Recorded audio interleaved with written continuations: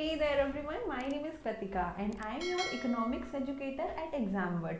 In this lecture we will study the part of Indian economy. तो जिसमें Indian economy का जो static portion है उसका आज एक हम पहला लेक्चर लेने वाले हैं जिसमें हम बात करेंगे प्री कॉलोनियल इंडिया और pre independence history of India के बारे में. ये एक बहुत क्रूशियल टॉपिक है बिकॉज इससे डेफिनेटली हर साल एक ना एक क्वेश्चन पूछा जाता है. In fact you can expect more than one question as well. So we will study Indian economic history in 3 phases. तो पहला फेज होगा हमारा प्री कॉलोनियल जो कि 17th सेंचुरी के पहले था. आपको पता होगा कि 1600 में अंग्रेज हमारे यहाँ पर आ गए थे. जो ईस्ट इंडिया कंपनी है वो स्टैब्लिश हो गई थी सूरत में in the year 1600. So before that we had the pre-colonial era. So we will study the characteristics of this period and then we will study the pre-independence era. तो जो 200 साल का almost 200 साल का जो पीरियड था under colonialism, under British rule, वो हम इसमें पढ़ेंगे और उसके बाद है होगा हमारा post independence India. In this video we will be covering the characteristics, major characteristics of these 2 periods and we will leave this period aside for the next lecture.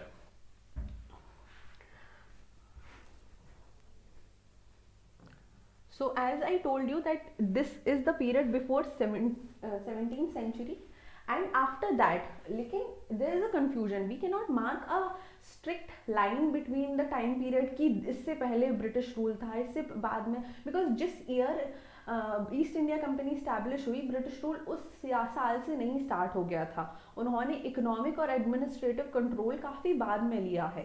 In fact at the time of wars and जब battle of Plassey and these are the things were taking place, after that the economic control of East India Company was significant and noticeable in Indian economy. So we will see जब वो कौन सा year था 1765. This was the year in which the British East India Company got Deewani rights. तो इससे हम economic उससे बात करते हैं कि from that year onwards the British government get the power to collect taxes from Indian subjects. Okay, so from that year we can see the economic control of India has given to British officials. Before that we were sovereign, economically sovereign country. सारी जो रियासतें थी, राजा थे, उनके द्वारा हमारा वो चलता था. उसके बाद हम पूरा ब्रिटिश इंडिया का पीरियड पढ़ेंगे कि किस तरीके से ब्रिटिशर्स ने इंडिया का एक्सप्लॉयटेशन किया, how they have plundered the wealth of India, कैसे हमारा ड्रेन ऑफ वेल्थ हुआ and how the Indian industries were D industrialised, कैसे एक डेवलप्ड इकोनॉमी से एक अंडर डेवलप्ड इकोनॉमी हमारी कंट्री बन गया in these 200 years. See, if you are looking at the timeline, these are not exactly 200 years, it's just 197 years, but we are just taking in on an average because we cannot define the strict timeline in this particular year only they have left all the economic control, but still we take it as on an average.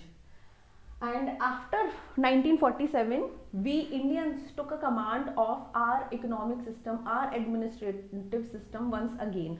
तो इसमें जो आता है हमारा planned period आता है इसमें,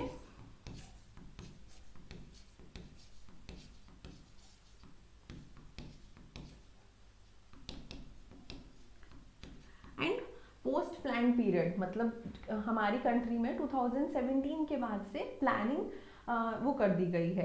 so after that हम जो 5-year प्लान्स थे वो और उनके बाद का जो पीरियड होगा वो हम इसमें समझेंगे, but that will be covered in the next video. So in this video first will talk about the pre colonial era. So as I just told you that lasted up to 17th century. जिस year East India company के कदम यहाँ पड़े, India की economic system को नज़र लग गई. धीरे धीरे और भी बहुत सारी, उससे पहले भी और उससे बाद में भी बहुत सारी ईस्ट इंडिया कंपनी स्टैब्लिश हो चुकी थी। पुर्तगीज ईस्ट इंडिया कंपनी आ गई थी, फ्रेंच ईस्ट इंडिया कंपनी आ गई थी in different ports, the coastal areas of the country, and they start ruining India's wealth. उस टाइम पे इंडिया का शेयर जो ग्लोबल जीडीपी में था वो 25% था, अराउंड 25% था। ग्लोबल जीडीपी का मतलब है कि जो पूरे वर्ल्ड का कंबाइंड जीडीपी है उसमें इंडिया के जीडीपी का शेयर था 25%, जो कि पोस्ट कॉलोनियल और we can say post pre independence era में जो कि 2% बचा था। Because of deindustrialization we will study in detail कि क्या ऐसी प्रॉब्लम्स हुई थी, इन किन कारणों से ये चेंज हुए थे।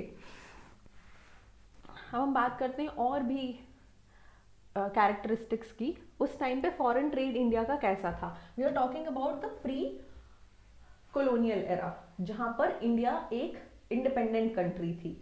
In fact India as a notion, as a country was not established, clear cut boundaries नहीं थी, it was not a nation state, but it's a very political thing, although we have to understand it, but it is not very much relevant for CUET examination. I am just telling you what is relevant. Although there is a lot of videos available on internet teaching you about Indian economy, this and that, but we have to focus on what is necessary for our CUET examination. There is so much to study. When we come to Indian economy, that is a very vast and very deep subject. But just what is required for the examination, we will cover that. तो foreign trade हम जब देखते हैं तो India के पास trade surplus था। Trade surplus क्या होता है, यू माइट बी वंडरिंग। देखो, जब हम इंटरनेशनली ट्रेड करते हैं, कोई भी कंट्री इंटरनेशनली ट्रेड करती है, तो जब उसके एक्सपोर्ट ज़्यादा और इम्पोर्ट कम होते हैं, we call it as trade surplus. और जब उसके इम्पोर्ट ज़्यादा और एक्सपोर्ट कम होते हैं तो उसे हम ट्रेड डेफिसिट बोलते हैं। तो at that time India was in the trade surplus. तो इंडिया क्या एक्सपोर्ट करती थी वर्ल्ड को, वर्ल्ड मार्केट में इंडिया एक्सपोर्ट करती थी handicraft, spices, silk and other material. तो Indian craft, Indian handlooms were very much popular in throughout the world. जो यहाँ के टेक्सटाइल थे वो पूरे वर्ल्ड में फेमस थे। इंडिया का कॉटन बहुत वर्ल्ड फेमस था। जो लग्जरी आइटम्स थे, from crockeries to the luxury clothes, all of that India export and India receive gold. तो हमारे पास अच्छा खासा गोल्ड का, और इसलिए इस टाइम पे हमें सोने की चिड़िया बोला जाता था। अब हम बात करते हैं कैसा था financial system. Financial system dominated by hundi. अब हुंडी क्या होता है, hundi is a keyword that is important, that may be asked in your assertion reason type question. Hundi एक टाइप का फाइनेंशियल इंस्ट्रूमेंट था, या बोल सकते हैं हम इसको डेट इंस्ट्रूमेंट था, जो कि इशू करते थे हमारे यहाँ के मर्चेंट्स। जो गुजरात में, राजस्थान में, ये जो कोस्टल एरियाज थे, they were so much included in the trade. वो फॉरेन ट्रेड में बहुत ज़्यादा इन्वॉल्व थे, और उनके पास ये जस्ट बिकॉज इंटरनेशनली उन्होंने अपनी इतनी पहुंच बना ली थी, इतना उन्होंने अपना नाम कर लिया था कि उनके नाम पर जो डेट इंस्ट्रूमेंट इशू किए जाते थे उनसे डेफर्ड पेमेंट की जा सकती थी। सो जैसे हम आज के टाइम पे क्रेडिट कार्ड यूज़ करते हैं किसी बैंक का इशू किया हुआ, एंड उसको लेके हम अगर किसी शॉप पे जाते हैं, they accept the payment. In the same way, हुंडी, by the way, it was not that digital at that time, but वो विश्वास के ऊपर चलता था, that was based on the trust factor. So we can see that कि merchant इतने powerful थे अराउंड द वर्ल्ड कि उनके नाम से इशू किया हुआ कोई भी इंस्ट्रूमेंट पेमेंट्स के लिए यूज किया जाता था इंटरनेशनली। अब बात करते हैं इकोनॉमिक स्ट्रक्चर कैसा था। तो मोस्टली एग्रेरियन था। हमने देखा है कि मर्चेंट्स, क्राफ्टमैन, ये सभी भी थे, लेकिन majority of people, majority of masses we can say were agrarian. Agrarian that means they were involved in agricultural activities. अब बात करते हैं, ये तो था छोटा सा description about pre colonial era. उससे पहले भी काफ़ी सारी चीज़ें हैं, but that's a part of history, let's leave it. उससे पहले हमारा मौर्यन एम्पायर था, कुषाण थे, शुंग थे, वो उनके टाइम पे कितना बेहतरीन इकोनॉमिक स्ट्रक्चर था, लेकिन that's again the part of history, so we do not go deeper in that. हमें जितना इम्पॉर्टेंट है सीयूईटी एग्जामिनेशन के लिए, we will go for these facts only. फिर अब बात करते हैं प्री इंडिपेंडेंट इंडिया, जिसका टाइम पीरियड स्टार्ट होता है 1757 से 1947। सो इन 200 सालों में क्या क्या हुआ, कैसे कैसे हुआ, और इंडिया की सिचुएशन इतनी वर्स कैसे हुई, लेट्स अंडरस्टैंड। तो ब्रिटिश ईस्ट इंडिया कंपनी 1600 में सूरत में स्टैब्लिश हुई थी। इट कैन बी आस्क्ड, यानी ऐसे फैक्चुअल क्वेश्चन आपसे पूछे जा सकते हैं कि in which year East India company was arrived, और ब्रिटिश ईस्ट इंडिया कंपनी ने अपना पहला ऑफिस कहाँ सेटअप किया था, that is Surat. You have to keep these facts in mind because your paper is very much objective, it's MCQ based paper, so more than your concept, the facts are also being checked. Gradually established economic as well as administrative control over major parts of Indian subcontinent. जैसे जैसे east India company ने यहाँ पे trade start किया, उन्होंने धीरे धीरे land acquire करना स्टार्ट कर दिया, यहाँ पे और इकोनॉमिक एक्टिविटीज स्टार्ट कर दी, प्लांटेशंस कराने लगे, तो उन्होंने धीरे धीरे अपने अंडर चीज़ें वो करने लगे, एक्वायर करने लगे, और धीरे धीरे ग्रेजुअली उन्होंने एडमिनिस्ट्रेटिव कंट्रोल भी ले लिया अपने हाथों, और इकोनॉमिक कंट्रोल भी अपने हाथों ले लिया। ट्रांसफर ऑफ ट्रिब्यूट 1765 से 1858 का जो पीरियड है उसको हम ट्रांसफर ऑफ ट्रिब्यूट बोलते हैं। Why this year is important, because इस साल हमें दीवानी राइट्स मिल गए थे, हमें नहीं, हमें ईस्ट इंडिया कंपनी को जो बंगाल के दीवानी राइट्स ट्रांसफर हो गए थे, और इसलिए इसको ट्रांसफर ऑफ ट्रिब्यूट बोला जाता है, because this was the time period जहाँ पर कंपनी रूल था। कंपनी रूल मतलब East India company is taking control over our economic and administrative things. और इसके बाद इन दिस ईयर हमारा क्राउन रूल स्टार्ट हो गया था। 1858 India was under British crown rule. अब क्राउन रूल से क्या मतलब है कि कंपनी की जो मोनोपोली थी इंडिया के ऊपर, ईस्ट इंडिया कंपनी की, उसको अबॉलिश करके, उसकी मोनोपोली थी जो, उसको अबॉलिश करके सारा का सारा पावर, इंडिया का control, administrative control British crown के ऊपर चला गया था। ब्रिटिश क्राउन का मतलब रानी के हाथों। तो अब वो हमारे देश की भी रानी बन गई थी, बिकॉज नॉट एग्जैक्टली कि पूरा देश उनके कंट्रोल में था, बट हाँ कुछ पार्ट्स अदर देन कुछ रियासतें थी जो प्रिंसली स्टेट्स थे, उनको छोड़ के जो मेजर पार्ट ऑफ इंडियन सब कॉन्टिनेंट थी, in the central India, United provinces, ये सारे एरियाज ब्रिटिश कंट्रोल में थे। और अब वो जो ब्रिटेन में, लंदन में बैठी गवर्नमेंट थी, उसके इशारों पर चलते थे। अब हम बात करते हैं लैंड रेवेन्यू सिस्टम। और जैसा मैंने बताया आपको अभी कि धीरे धीरे कंपनी ने अपना कंट्रोल इकोनॉमिकली इस्टेब्लिश कर लिया था, तो हम देख लेते हैं कि क्या क्या एडमिनिस्ट्रेटिव उन्होंने वर्क्स किए थे, किस तरीके से वो लैंड रेवेन्यू को रेगुलेट करते थे, कलेक्ट करते थे, और हमारे यहाँ के पीजेंट को डिस्ट्रॉय करते थे। तो पहला सिस्टम आता है हमारा जमींदारी सिस्टम। जमींदारी सिस्टम 1793 में आया था, 1793 में स्टार्ट हुआ था, और इसे इंट्रोड्यूस किसने किया था? लॉर्ड कॉर्नवालिस ने। और किन एरियाज में ये इंट्रोड्यूस हुआ था? बिहार, बंगाल, उड़ीसा एंड वाराणसी। सो ये सारे जो एरियाज हैं, इनमें हमारा जमींदारी सिस्टम स्टार्ट हुआ था। और ये सिस्टम क्या था? बेसिकली ये पूरा प्रोड्यूस है, एक किसान ने अपने लैंड पर इतना वो किया, उसमें से जो जमींदार है, बेसिकली जमींदार जो मिडिल मैन है, उसको लैंड का ओनर बना दिया जाता था, और उस ओनर के अंडर बहुत सारे पीजेंट्स वर्क कर रहे होते हैं जो किसानी कर रहे होते थे। तो उसका जो 1/3 पार्ट है, 1/3 part of that produce will be given to the zamindar, और उस 1/3 का 10th 11th part British government को जाता था, और 1/11 पार्ट जमींदार अपने पास रखता था।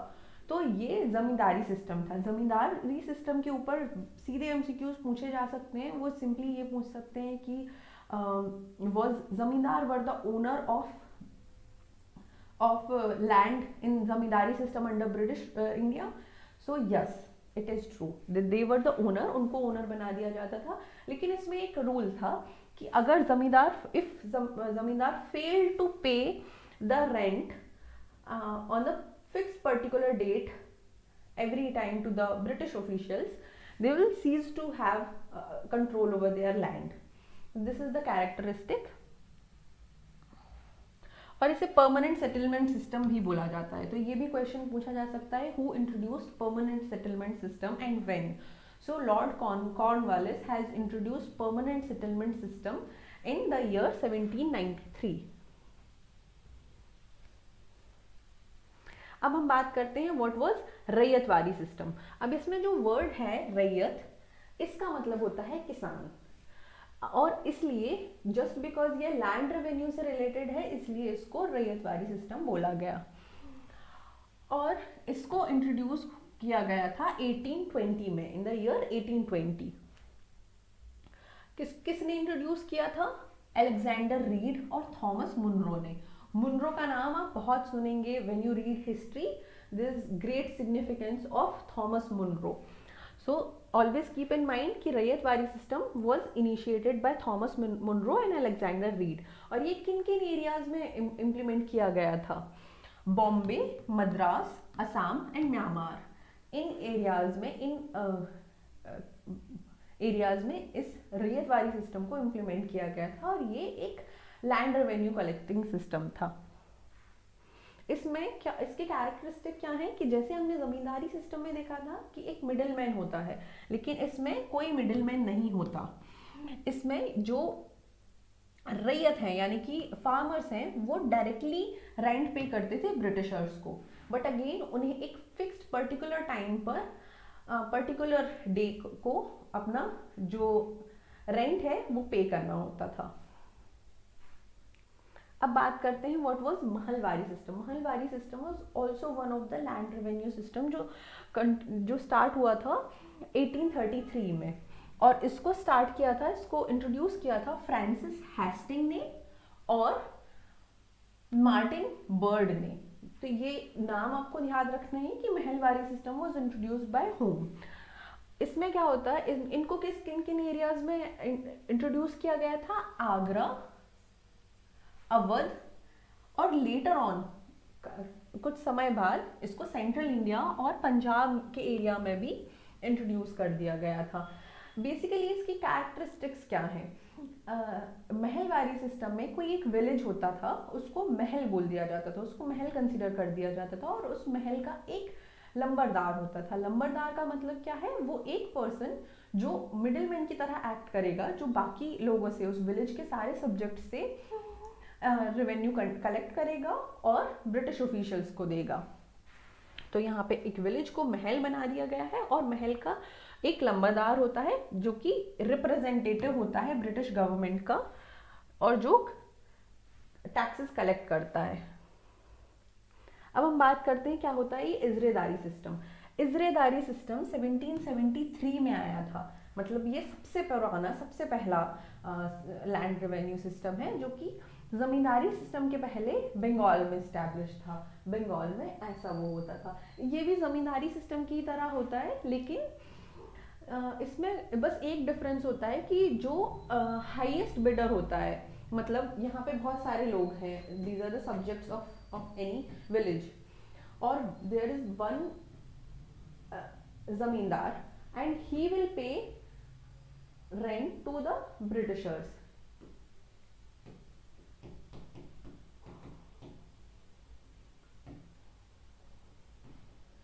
तो ये कौन डिसाइड करेगा हु विल बिकम दिस जमींदार? तो जमींदार वो पर्सन बनता था जो हाईएस्ट बिड करे लैंड रेवेन्यू का, जो सबसे ज्यादा बोली लगाए कि हाँ मैं लैंड का जितना भी प्रोड्यूस है उसका 50% आपको लाके दूंगा, या 30% ला के दूंगा या उससे भी ज़्यादा ला के दूंगा। तो इसकी ऑक्शनिंग होती थी और जो हाईएस्ट बिड करता था उसको उस लैंड का मालिक बना दिया जाता था, और जो वो मालिक होता था, मतलब जो ज़मींदार होता था, वो टैक्सेस कलेक्ट करके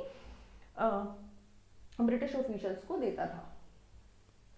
अब बात करते हैं कि उस टाइम पर इंडियन इकोनॉमी का स्ट्रक्चर क्या था। तो सबसे पहले देखते हैं हम कि एम्प्लॉयमेंट कैसा था। एम्प्लॉयमेंट मतलब ऑक्यूपेशनल स्ट्रक्चर कैसा था। Again mostly dependent on agriculture, और यहाँ पर इस पीरियड में आके प्री कॉलोनियल एरा से भी ज़्यादा डिपेंडेंस एग्रीकल्चर पर बढ़ गई थी। और क्यों ऐसा हो रहा था, लेट्स अंडरस्टैंड। ऐसा इसलिए हो रहा था क्योंकि आर्टिशंस एंड क्राफ्ट्समैन अपनी जॉब लूज कर रहे थे। वो क्यों अपनी जॉब लूज कर रहे थे, because they have to face the grave competition with the machine made goods from Britain. तो जो इम्पोर्टेड गुड्स थे वो इतने चीप थे because they were produced in machineries कि उनसे आर्टिशंस एंड क्राफ्टमैन के जो बनाए हुए प्रोडक्ट्स थे वो compete नहीं कर पाते थे, and forcefully they have to leave the job. और अब एग्रीकल्चर एक ऐसा सिंक है, एम्प्लॉयमेंट सिंक है कि हर कोई रिफ्यूज लेने आ जाता है। किसी की जॉब वहां से छूटी as a artisan, they have to break their guilds. Guild क्या होता है, अंडरस्टैंड, ये आपसे पूछा जा सकता है। गिल्ड्स एक ग्रुप होता है आर्टिशंस एंड क्राफ्ट्समैन का, जो पूल करते हैं एक साथ अपना जो वर्क है, जो उनका क्राफ्ट वर्क है, और एक साथ उसे एक्सपोर्ट करने में, सेल आउट करने में, उसकी मार्केटिंग करने में एक यूनियन टाइप का होता है सारे आर्टिशंस का, जहाँ पे वो अपने वर्क्स को प्राइजेस डिसाइड करते हैं, उनके क्राफ्ट प्रोडक्ट का, ये सारी चीज़ें होती हैं। तो इसको हम गिल्ड बोलते हैं। एजुकेटेड इंडियंस तो हमने देख लिया कि मोस्टली एग्रीरियन था और भी ज़्यादा एग्रीकल्चर पर डिपेंडेंस बढ़ता जा रहा था। आर्टिशंस क्राफ्टमैन अपनी जॉब लूज कर रहे थे, और जो कुछ थोड़े बहुत फ्रिंजेस में एजुकेटेड इंडियंस थे वो लॉयल थे ब्रिटिश गवर्नमेंट के लिए। क्यों लॉयल थे, बिकॉज उनको उस तरीके की एजुकेशन दी जा रही थी। जब आप हिस्ट्री पढ़ेंगे आपको पता चलेगा कि at that time education system was again one more thing was monopolized by the British officials, और वो वही कुछ पढ़ाते थे जो उनके इंटरेस्ट में हो। तो by getting that kind of education they become loyal to British government, और वो ब्रिटिश गवर्नमेंट के लिए काम करते थे। और जो हाईएस्ट पोस्ट थी उनकी वो क्लर्क की पोस्ट थी। वो चाहते थे, ब्रिटिशर्स चाहते थे कि इंडियंस, पढ़े लिखे इंडियंस क्लर्क के काम के लिए बेहतर हो, जिनका कलर और वो ओरिजिन से तो वो इंडियन हो, लेकिन bye their mental framework they should be Britishers only. मतलब वो ये चाहते थे कि उनको ऐसे पढ़ाया लिखाया जाए कि वो एक अंग्रेज की तरह सोचने लगे, उनका माइंडसेट भी कॉलोनियल हो जाए। तो उन्होंने वही किया। अब बात करते हैं कि फॉरेन ट्रेड कैसा था उस टाइम पर।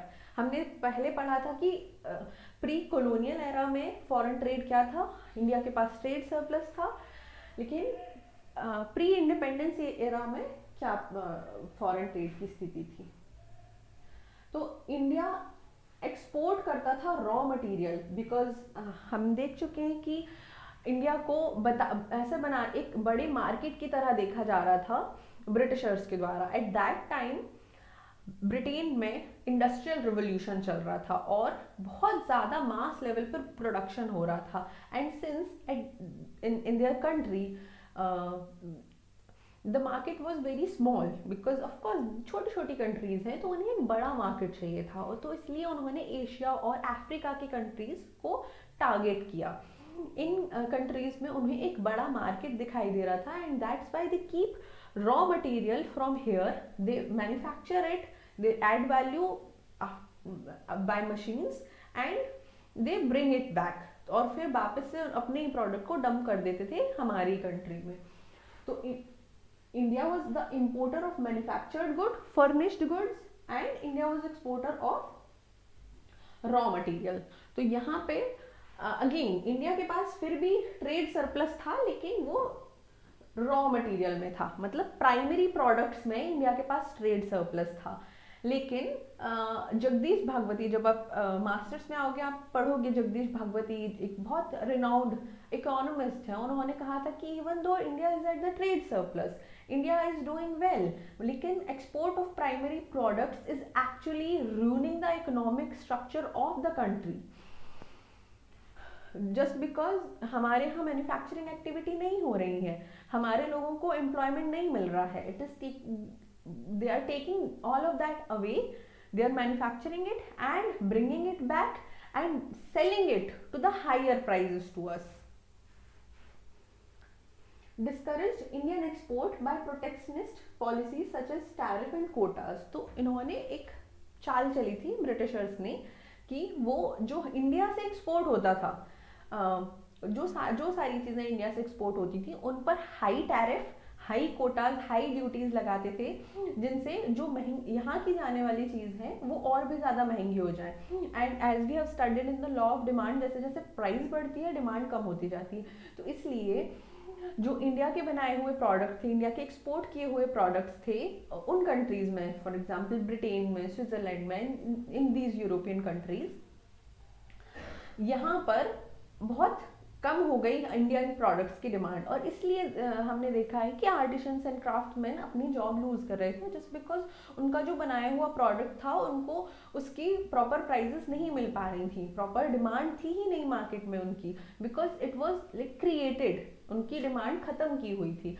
और जो ब्रिटिशर्स थे उन्होंने फ्री ट्रेड इंट्रोड्यूस किया था for manufacturing goods, introduce free trade for manufacturing goods of to flood Indian market with machine made clothes, toys and other goods। तो सारे machine made goods को यहाँ पे लाने के लिए, so that वो हाईली कॉम्पिटिटिव हो, उन्होंने जो एक्सपोर्ट ड्यूटीज थी वो सारी की सारी इंपोर्ट्स के लिए हटा दी थी और एक्सपोर्ट्स के लिए बढ़ा दी थी, so that they can get benefit from the foreign trade। अब बात करते हैं इंडस्ट्रियलाइजेशन कैसा था। अब इंडस्ट्रियलाइजेशन स्लैश डी इंडस्ट्रियलाइजेशन क्यों लिखा हुआ है, बिकॉज ब्रिटिशर्स ने कहने के लिए हमारी देश को कुछ कुछ जगहों पे इंडस्ट्रियलाइज किया, लेकिन वो भी उनके इंटरेस्ट में था, जिसने हमारी कंट्री को रादर हेल्प करने की जगह और भी ज़्यादा डी इंडस्ट्रियलाइज किया। तो उन्होंने किन किन जगहों पर इन्वेस्टमेंट की थी उन्होंने रेलवेज में, सो दैट वो रिमोट एरियाज तक पहुंच सकें, इंडिया के रिमोट कॉर्नर्स तक पहुंच सकें और अपने कमर्शियल पर्पसेस को फुलफिल कर सकें, क्योंकि जो इम्पोर्टेड गुड्स थे जो सी पोर्ट्स पर आ रहे थे, रेलवे एक चीपेस्ट मीन्स ऑफ ट्रांसपोर्ट था उनको बाकी पूरे इंडिया के मार्केट तक फैलाने के लिए। तो इसलिए रेलवेज और कहीं कहीं पे रोड्स का भी कंस्ट्रक्शन कराया गया, लेकिन रोड्स काफ़ी निग्लिजिबल हैं, बहुत कम, because the cost of construction of road is higher than that of the cost of construction of railways, and also cost of transport is again high. उन्होंने इन्वेस्ट किया प्लांटेशन में इन्वेस्ट करके उनका क्या फ़ायदा हुआ। फॉर एग्जाम्पल हमने Indigo की वो पढ़ी है, पता है हमें कि इंडिगो का प्लांटेशन, ब्रिटिश जो प्लांटर्स थे उन्होंने आके इंडिया में इन्वेस्टमेंट कराई और इंडिगो को वो कराया, सो दैट इंडिगो एक नेचुरल ब्लू डाई होती है और उससे वो अपनी इंडस्ट्रीज को हेल्प कर सकें फॉर डाइंग देयर क्लोथ्स, और जिससे उनका मार्केट, उनका दैट मीन्स ब्रिटिशर्स का मार्केट और भी ज़्यादा स्ट्रॉन्ग हो सके इंडिया में। So that's why they invest in plantation हमारा कॉफ़ी का प्लांटेशन, इंडिगो का प्लांटेशन, इन सारी चीज़ों में उन्होंने कैपिटल इन्वेस्टमेंट किया, such as sugar, textile, paper, कुछ और इंडस्ट्रीज में उन्होंने इन्वेस्ट किया, but that too is of their interest. Matchbox and rubber are included in it. अब हम बात करते हैं, जो 97% ऑफ कैपिटल इन्वेस्टमेंट था was to meet commercial penetration to remote places of India, none for the development. अभी जैसे मैंने बताया कि सारे के सारे उनके कमर्शियल जो इंटरेस्ट हैं उनको फुलफिल करने के लिए किया जा रहा था, ना कि डेवलपमेंट के लिए। एंड एट दैट टाइम जो ब्रिटिशर्स थे और जो यूरोपियन और अमेरिकन कंट्रीज थे, those who are like the colonial powers, उन्होंने एक white man burden theory propound की थी, और उसके द्वारा वो ये कहना चाहते थे कि हम जो गोरे लोग हैं, वाइट मैन हैं इस दुनिया के, उनके ऊपर एक बर्डन है कि हमें जो सारे कलर्ड पीपल हैं, यानी कि अफ्रीकन्स, इंडिया, एशियंस, इन सभी को सिविलाइज करना है, and that's why we are colonizing them. So for them, उनके लिए तो यही हो रहा था कि हम आपके देश में इंडस्ट्रियलाइजेशन करा रहे हैं, हम आपके देश को मॉडर्नाइज करा रहे हैं, but actually they are ruining India, they are draining us, they are draining our wealth. और कहाँ हमारी सोने की चिड़िया एक बहुत ही गरीब देश बन गई थी जिस टाइम पे ब्रिटिशर्स हमारी इंडिया को छोड़ के गए थे 1947 में। उन्होंने और भी जगहों पर इन्वेस्टमेंट की थी। सर्विस सेक्टर एक वो है जिसमें टेलीग्राफ और पोस्टल सर्विसेज इंक्लूडेड है। तो टेलीग्राफ और पोस्टल सर्विसेज का भी उनको सिर्फ अपने मीन्स के लिए यूज किया था उन्होंने। Telegraph and postal services were not open to all, not accessible to everyone initially, like later on इसका कम्युनिज्म हो गया, कम्युनलाइजेशन हो गया था। बाद में टेलीग्राफ का यूज ब्रिटिश ऑफिशियल्स ही अपने ही ऑफिशियल से कम्युनिकेट करने के लिए यूज करते थे, और इंडियंस के लिए ये सर्विसेज फ्रीली अवेलेबल नहीं थी। Development of ports of Bombay, Calcutta to facilitate unfair trade. जो ब्रिटिशर्स थे उन्होंने इन्वेस्टमेंट की थी पोर्ट कंस्ट्रक्शन में, स्टेशंस कंस्ट्रक्शंस में, और ये क्यों? क्योंकि in coastal areas they were the hub of trade. Surat, Bombay, Calcutta, these are the coastal areas जहाँ से जो इंटरनेशनल ट्रेड है उसको फैसिलिटेट कर सकें वो, और वहाँ से फिर रेलवे के थ्रू पूरी कंट्री में उनके जो वहाँ के एक्सपोर्टेड गुड्स हैं वो उनको यहाँ पर फैला सकें, हर उसकी डिमांड बढ़ा सकें और सिंपली उसे बेच सकें। Suez canal was open in the year 1869। This is a important fact, please keep in mind कि स्विस कनाल को 1869 में खोला गया था। और ये क्यों किया गया था? सो दैट जो कॉस्ट ऑफ ट्रांसपोर्ट है, पहले अफ्रीका के थ्रू, अफ्रीका को क्रॉस करके शिप्स क्रॉस होती थी, लेकिन उन्होंने एक बाईपास फाइंड करने के लिए, एक शॉर्टकट फाइंड करने के लिए स्विस कैनाल को ओपन कराया, और उसके थ्रू सारी शिप्स हैं, जो मर्चेंट शिप्स हैं, वो पास होने लगी, सो दैट जो unfair trade they were practising उसको वो फैसिलिटेट करा सकें। अब बात करते हैं कि ब्रिटिश इंडिया में डेमोग्राफिक ट्रेंड्स कैसे थे। डेमोग्राफिक ट्रेंड्स का क्या मतलब है? मतलब कि पॉपुलेशन, ह्यूमन, कैसा ह्यूमन डेवलपमेंट, उसकी क्या कंडीशन थी एट दैट टाइम। तो पहली सेंसस कंडक्ट कराई गई थी in the year 1881। Keep this fact in mind. 1881 में पहली सेंसस कराई गई थी, उसके बाद हर 10 साल के पीरियड पर सेंसस कराई जाने लगी है, एंड स्टिल इंडिया में हर 10 साल के पीरियड में ही सेंसस कंडक्ट कराई जाती है। ऑल्दो 2021 में नहीं हुई, but let's see when will be the next census. जो 1921 का ईयर था वो ग्रेट डेमोग्राफिक डिवाइड का पीरियड था। This is the important fact. ऐसा क्वेश्चन में सीधे सीधे पूछा जाता है कि which year was considered as demographic divide year. तो डिवाइड ईयर का मतलब होता है कि इस साल पर हमारी जो पॉपुलेशन थी वो उसका रेट ऑफ ग्रोथ जो था वो कम हो गया था। इनफैक्ट जो ग्रोथ हुई थी वो नेगेटिव हुई थी।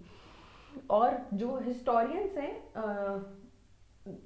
वो बोलते हैं कि it is a change in demographic structure. तो जो ट्रांजिशन होता है from one phase two another, वो इस ये 1921 का ईयर जो है वो उस फेज को दर्शा रहा है, but actually it was not a demographic transition year, it was happening because of the poor economic condition of India at that time. जो ह्यूमन डेवलपमेंट था काफ़ी ज़्यादा बुरा था, और उसके कारण हमारी बहुत ज़्यादा फेमाइंस आ रहे थे, ईयरबोर्न डिसीजेज हो रही थी, वैक्सीनेशन और सैनिटेशन इन सभी की कोई व्यवस्था नहीं थी, हेल्थ केयर, एजुकेशन, इन सभी के ऊपर बहुत कम खर्चा किया जाता था ब्रिटिश गवर्नमेंट के द्वारा। और इसलिए that was the year when जो पॉपुलेशन ग्रोथ थी वो नेगेटिव हुई थी, क्योंकि लोग मर ज्यादा रहे थे और पैदा कम हो रहे थे. That was in that year. Social indicators were very poor, people were dying because of famines. अब हमें कुछ ग्रेट फेमाइंस के नाम याद रखने की जरूरत है, because they can be asked in your MCQs based paper. So keep in mind the year and the famine name.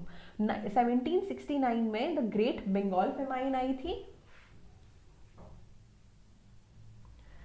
1866 में उड़ीसा में फेमाइन आई थी. 1899 और 1900 में Indian famine. It's a great famine इसलिए because most of the parts of India were under the grip of this famine. Famine का मतलब होता है कि सूखा पड़ जाना और deficiency of food. Simply we can say that कि नॉन अवेलेबिलिटी ऑफ फूड. जब किसी एक इकोनॉमी में खाने की कमी हो जाती है और लोग भूख से मरने लगते हैं, उस सिचुएशन को हम फेमाइन बोलते हैं. So in this year we suffered Indian famine. 1873 to 1874 we have seen Bihar famine. 1943 को हमने देखा Bengal famine. Overall literacy rate was 16% at that time, which was very poor. और फीमेल लिटरेसी रेट तो और भी अलार्मिंग था, जो कि 7% था. Because and that was the result कि क्योंकि there was no focus on education and health care of the people of India. Life expectancy 32 years थी और इन्फेंट मोर्टेलिटी रेट 218 पर 1000 चाइल्ड थे. तो एक साल में एक एरिया में 1000 बच्चों पर 1000 बच्चे जो पैदा होते हैं, उनमें से 218 बच्चे एक साल के अंदर ही मर जाते थे. तो ये इन्फेंट मोर्टेलिटी रेट बताता है. प्रीवियस ईयर क्वेश्चन में एक क्वेश्चन पूछा गया था कि at British India in the time of colonial period in India, which of these indicator have increased? So in the option that was given, life expectancy, literacy rate, female literacy rate और infant mortality rate.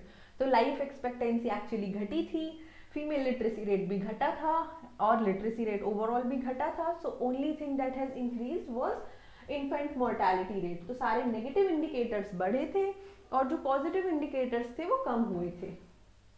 अब let me explain you some of the features of drain of wealth and how they have plundered India's wealth. और सोने की चिड़िया को उन्होंने क्या बना दिया. तो उस टाइम पे ग्रॉस वैल्यू एडिशन यानी कि जीवीए ग्रॉस वैल्यू एडिशन को हम जीडीपी भी बोलते हैं. So that was decreased from 25% to 2%. आप जेएनयू का प्रीवियस ईयर क्वेश्चन देखेंगे तो शायद 2008 या 9 में उन्होंने ये क्वेश्चन पूछा हुआ था, which of the following statement is correct, ऐसा करके.